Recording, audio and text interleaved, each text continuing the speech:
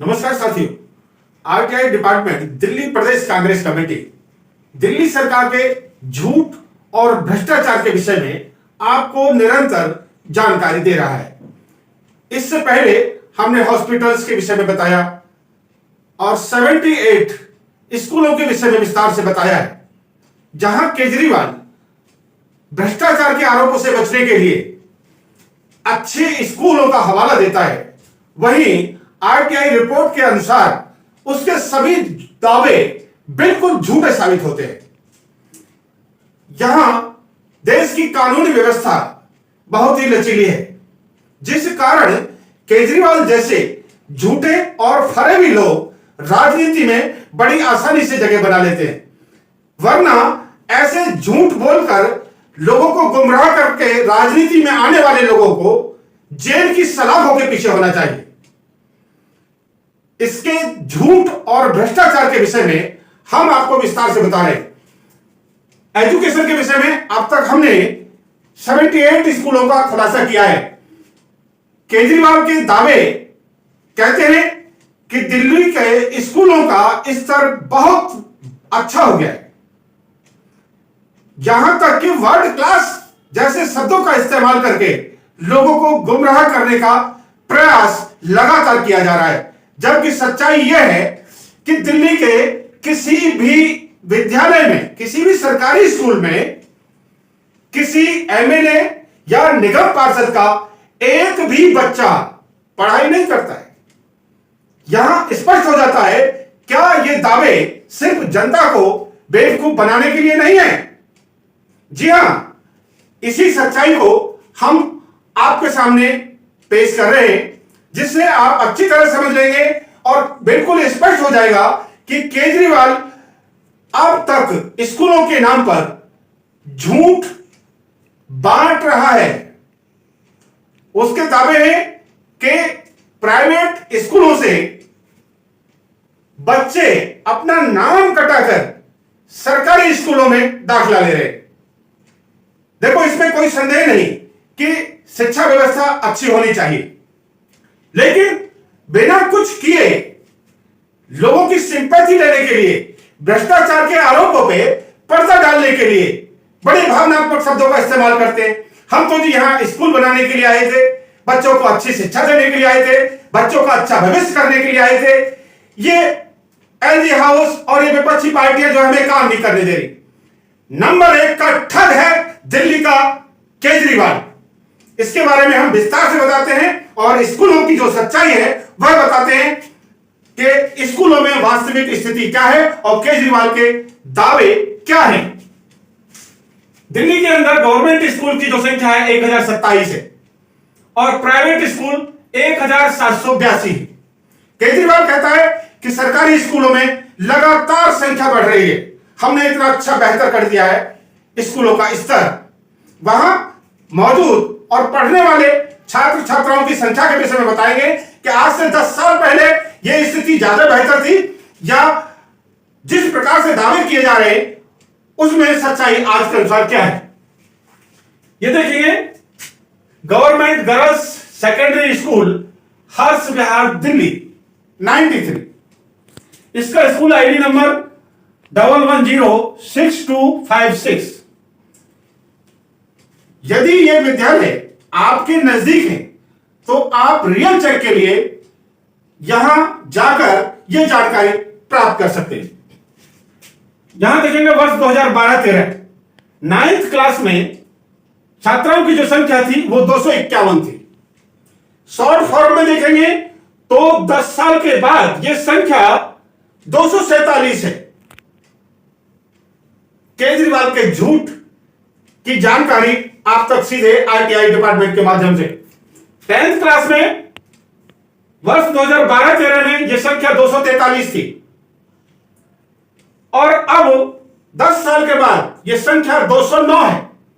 और यदि इसे विस्तृत रूप से आकलन करेंगे डिटेल में जाकर तो देखेंगे आप 13-14 में यह संख्या 233 थी, 14-15 में यह संख्या 300 थी, 15-16 में यह संख्या 219 थी, 16-17 में 249, 17-18 में 281, 18-19 में 343, 19-20 में 338, 2021 में 233 और अब ये 243, 21-22।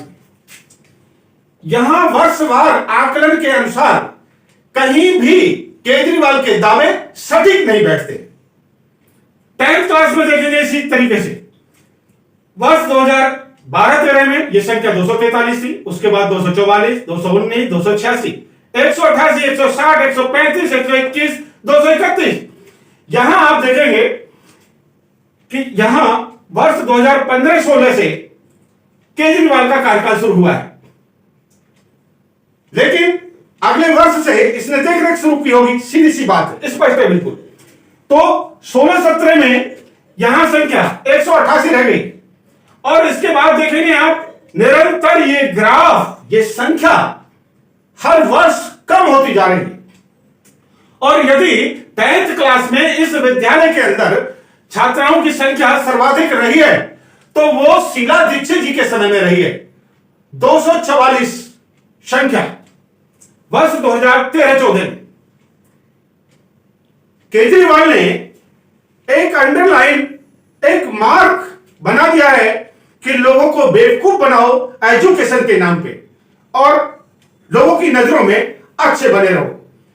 यहां भ्रष्टाचार की बात करें तो डीटीसी स्कैम 4288 करोड़ का नई बसें खरीदने के लिए टेंडर दिया गया था, उसमें 1000 बसों को खरीदने के लिए यह बहुत बड़ा घोटाला किया जा रहा था जो पकड़ में आया और उसकी जांच सीबीआई कर रही है।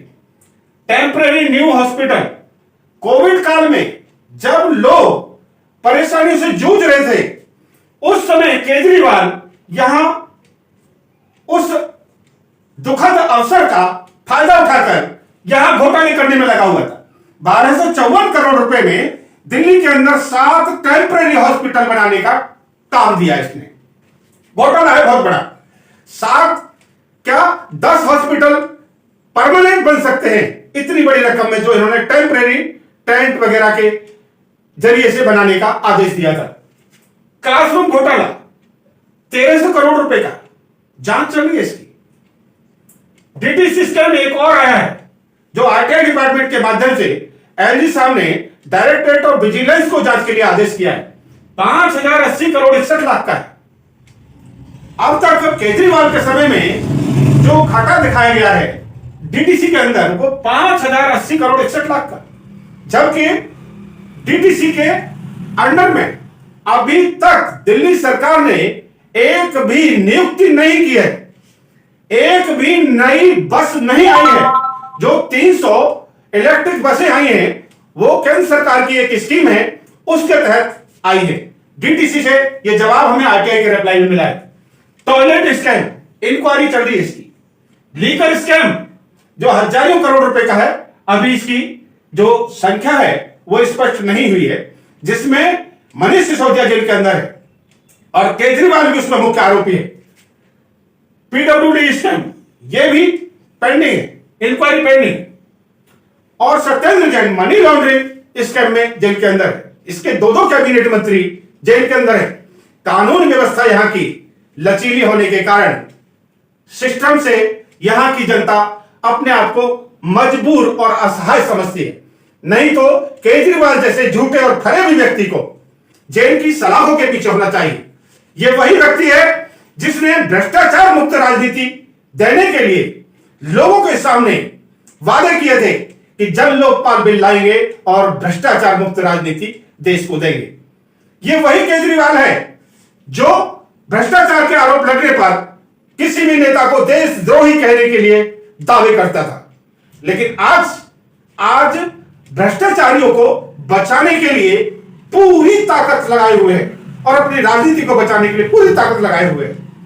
यह है दिल्ली का झूठा और भ्रष्ट मुख्यमंत्री अरविंद केजरीवाल, जिसके विषय में हम विस्तार से आपको जानकारी देते रहेंगे। आरटीआई डिपार्टमेंट, दिल्ली प्रदेश कांग्रेस कमेटी की यह जिम्मेदारी बनती है कि दिल्ली वासियों तक दिल्ली सरकार की जो करतूतें हैं, जो झूठ है, जो भ्रष्टाचार है, उसे आप तक पहुंचाने में अपने इस कार्यक्रम के माध्यम से जिम्मेदारी समझें। नमस्कार, जय हिंद, जय भारत।